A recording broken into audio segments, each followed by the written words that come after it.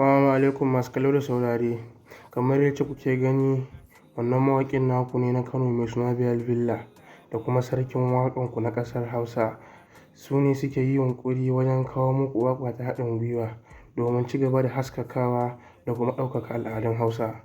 Kamar yacce kuka sani masu kallo da saurare, Bilal Villa mawaƙi ne wanda tauraruwarsa take ci gaba da haskawa, wanda Hausawa suke cewa idan kana da kyau ka ƙara da wanka. Shi ne ya roƙi shugaban nan naku da kuma sarkin ku na ƙasar Hausa, mawaƙan ƙasar Hausa nan naku wato Naziru Sarkin Waƙa don yin haɗin gwiwar waƙa wacce ake sa ran za ta zagaye shafukan yaɗa zumunta irin su TikTok, Instagram da kuma YouTube.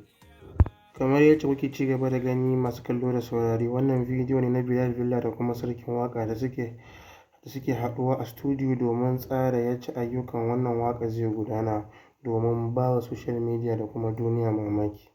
Masu kallo kamar yacce kuka sani, Sarkin Waƙa mutum ne adali wanda yake son taimakawa na ƙasa. Shi ya sa ya yarda da tunani da kuma tayi da wannan shahararren mawaƙin naku tauraruwarsa take ci gaba da haskawa a jihar Kano wato Bilal Villa ya kawo. Masu kallo da saurare, abin da yake yawo a cikin zuciyar manazarta na shafukan sada zumunta shine za su yi abin da zai ba duniya mamaki da kuma arewa mamaki ne, ko kuma za su fito mana da abin da muka saba gani.